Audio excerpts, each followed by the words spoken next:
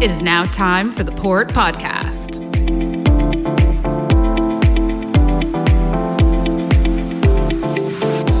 In 3, 2, 1, welcome back, everybody, to another episode of the Port Podcast. We are here for a very special Port Days episode, and we have a very special guest, a highly requested special guest. We have Doug Smith, the CEO of DP World Canada, here with us. Welcome to the show. This is a big deal. Thank you, Doug, for doing this. We're live from Port Days 2024. As Kate said, we are at the Trade and Convention Center right now. We've just wrapped day one of the conference. And tomorrow, Doug is actually the keynote, giving the keynote address following upon Mr. Keith Creel, who was here last year with CPKC.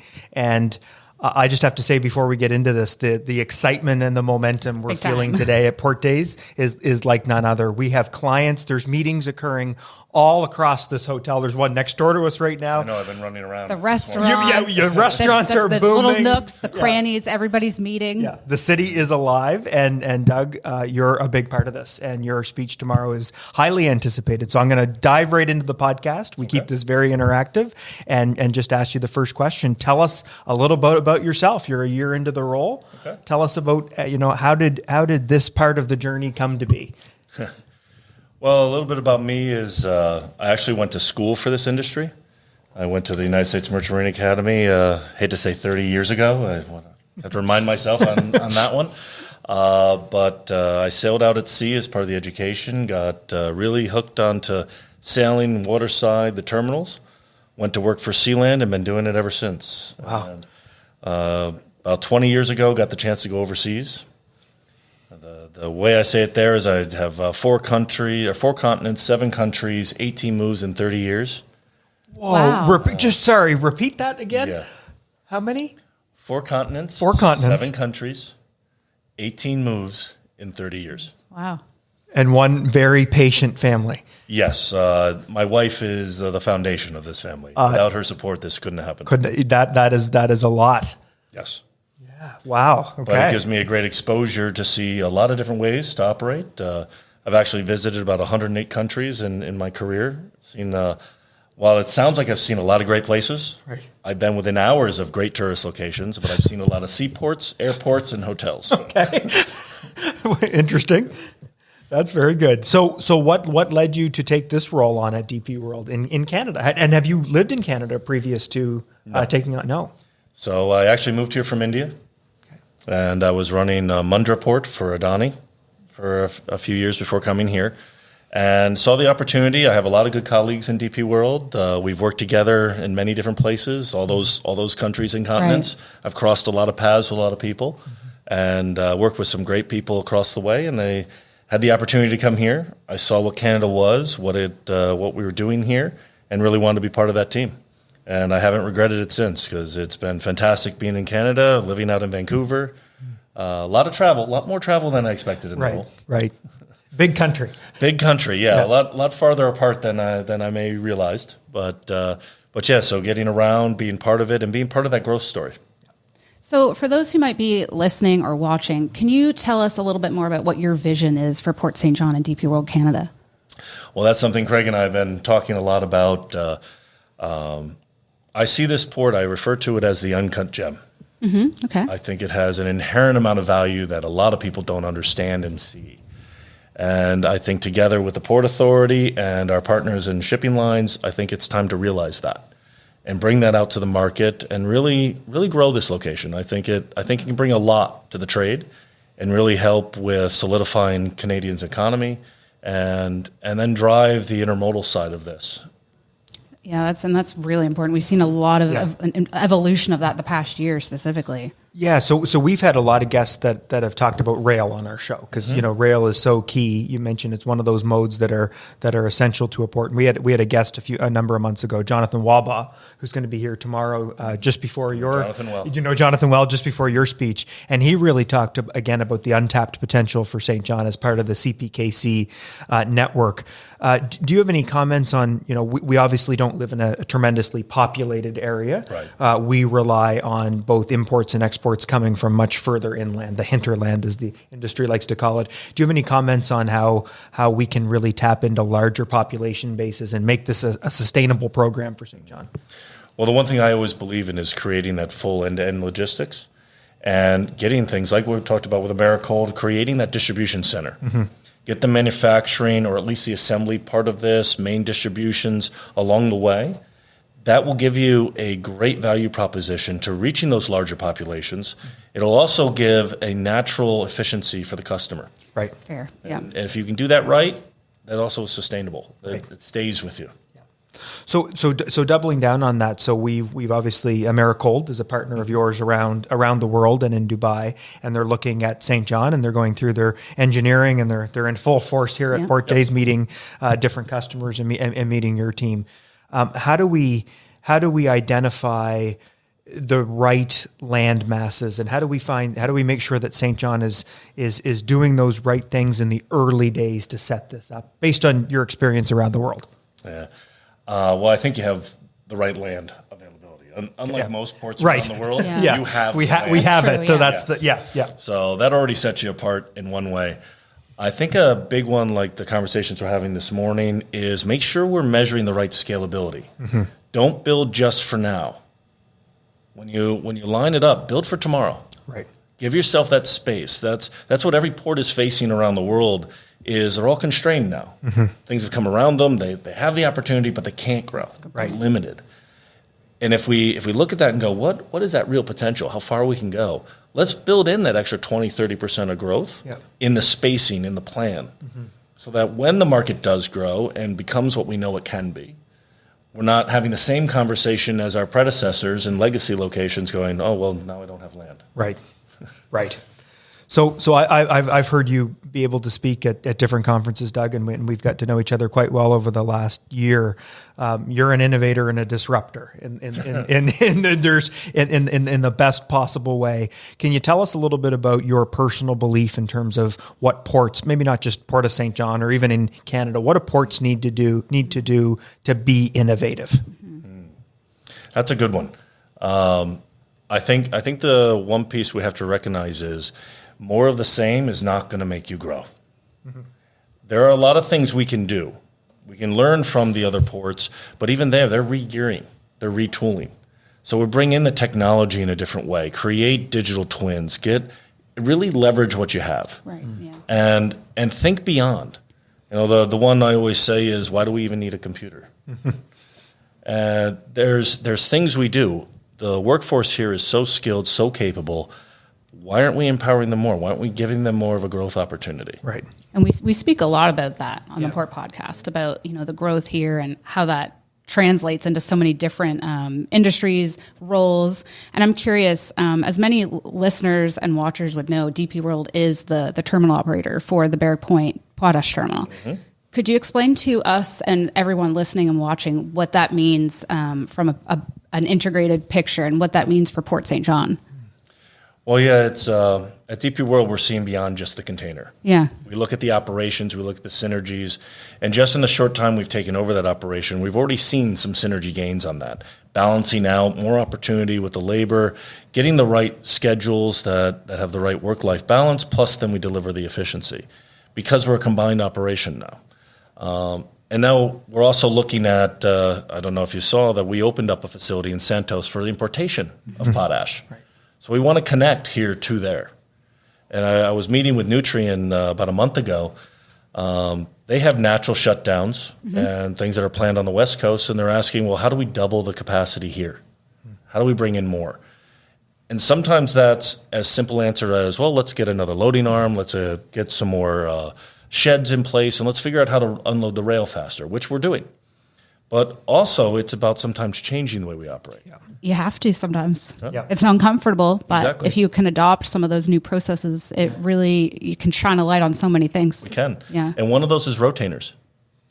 Really? To handle potash in a rotainer. I'm very familiar with that technology. I actually used it in Russia where we were loading coal out of a container terminal, and the container terminal was completely clean. Wow. So what it is another way to think about handling the same commodity.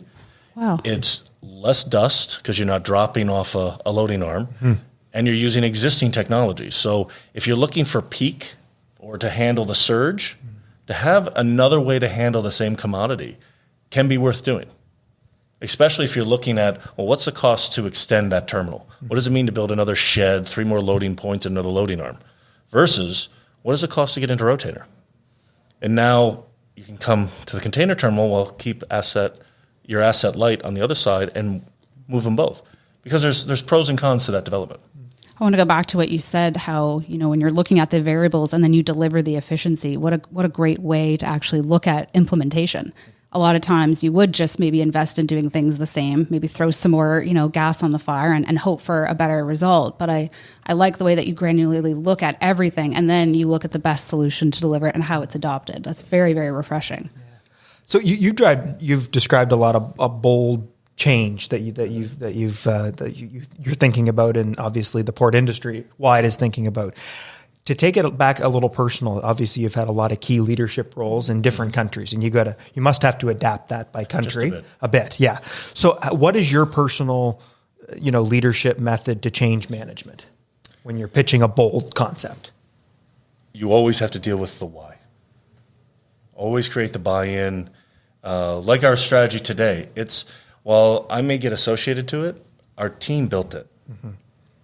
And I believe in everyone. When I say the team, it's everyone. It's Waterfront, it's labor, it's everyone in the company. It's our partners, it's our strategic partners, it's our customers. Are you listening to that and putting it together? Right. And if you do that effectively, you called me a disruptor. I think I'm just helping. That was a good thing, by the way. I know, yeah. But sometimes it gets a connotation. But it really is do we understand why? Do we understand why the customer needs what they need? Do we understand why we're doing what we're doing? Right. I have a lot of stories of that where people just kept doing things that the purpose for doing them has long since gone by. Right. And no one knows why they're still doing it. Right. But that's the way we've always done it. Yeah. That's not how you grow a port. Right. So I think that also goes back to, why fix what isn't broken? But if you do shine a light on some of those efficiencies, you can have something even bigger for this network, for the people who live in these different areas, right? So that takes me to my next question. You guys are a global terminal operator. What does that mean for, whether it be Port of Vancouver, Port St. John, what does that mean for ports like ours to be in that network? Well, I think a big part of that is we bring that knowledge. One of the things of knowing all the different ways, there isn't just one way to do this. There never is. There's always different constraints and pieces of why a port is unique. But when you combine that on a global scale, there are certain things you just go, okay, well, I need Wi-Fi and I want to have EDI. Those are given, and we have that proven easy to go in. We also have standards around how we operate, who we bring to the table, and that reputation. I really believe in brand. That brand brings the customer. Today, when we talk about sustainability, we talk about safety. Mm-hmm. These aren't things that just because you have them, they will come to you. But they are things that if you don't have, they will leave you. And if you have a global standard of this, of maintaining this, known for this, you have that brand reputation. And that's why Craig and I can talk about this. When we started talking about the expansion, what it means, he knows we're ready to invest. He knows we're eager to grow the business. And this isn't a sales pitch. It's just being qualified and being able to actually act on good work, facilitating good business. Mm-hmm. Yeah, I think that's so cool. Yeah, that's really neat. I just find that so refreshing. Yeah. I really do. From your point of view, what do you feel might be some of St. John's most unique competitive advantages? Well, the first and foremost is it's deep water. And it's not well known how deep water really can be here. Right. And that is an advantage in the industry at all times. We have, as just mentioned before, it's the land. The ability to expand. 3 Class 1 railroads, a very skilled labor workforce, and the eagerness to grow. And I think on top of that, I think it's having a port authority that wants to be that partner, wants to drive it, very easy to work with, inspiring to work with. Right. You bring that together, it's a fantastic location. And I think that sets it apart. Well said. Thank you. That's a great way to answer that question. It is. Yeah. I'd be curious to know about, with all of these moves and transitions, what might be some of your most memorable stories? I don't think you have enough time in the podcast. Well, let's see. We'll make sure we switch out. Well, I've faced a lot of challenges in many locations, including dealing with Ebola in Monrovia before COVID. Wow. A lot of situations, weather induced, losing cranes, losing berths, a lot of health situations in different areas. I did spend 3 years in Nigeria, which gave its challenges. And then you have areas where the safety, personal safety, may not always be there. But reverse, I've been in places where with beautiful people that are just kind, opening, welcome, great cultures to get to know. So I have and I always give a balance. I have just as many, if not more, good stories as what I would call the interesting ones. But that's when you spend 20 years overseas in a lot of places. I think the one that's probably the most eye-opening for me was spending 4 years in Russia. Really? As a military officer, someone who's grown up in the Cold War, being told one thing, and then having lived there and seen something else, recognizing sometimes you don't always get everything, and you should inquire, you should learn, you should take the time to really understand the other side. And we now have great friends, Russian friends. Unfortunately, a little hard to stay in contact with them today, but to get your eyes opened a little bit about that and really get a different lens, I think that's what helps me to come back. Is I'm already asking, going, well, how does the other person see it? Do I understand it right? What am I missing? And that exposure of being around to so many different cultures and seeing the same situation looked at 20 different ways really does help.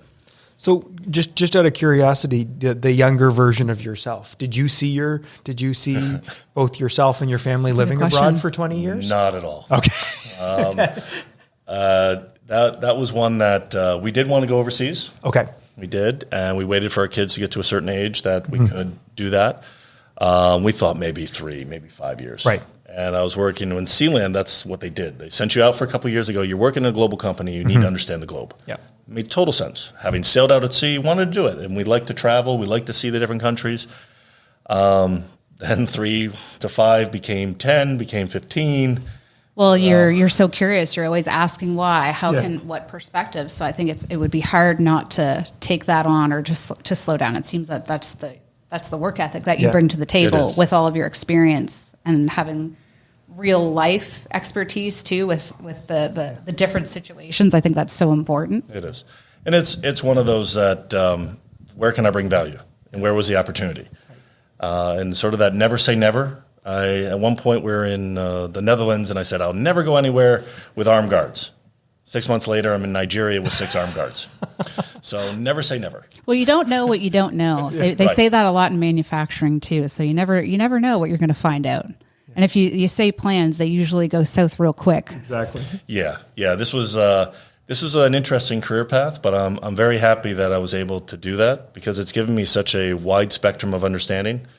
I've worked on multiple sides of the business in many different areas, and I can understand the construction to just the general operations to the customer side and logistics. It helps. It really helps to have that as a background. Well, I'll just say on behalf of the St. John team, we're happy your journey landed you in Canada, and more importantly for us, landed you in St. John to be with us for this Port Days, but to be the leader of DP World in this crucial time for us. So we just want to thank you for everything you do for us, and thank you for being here. Thank you for being on the podcast too. Very much. Because this is a big time commitment and a very busy few days for you. And we're just beginning. Thank you so much for being on the show, Doug. A pleasure. We really appreciate it. And thank you all for listening and watching. And until next time, see ya. Thanks so much for listening.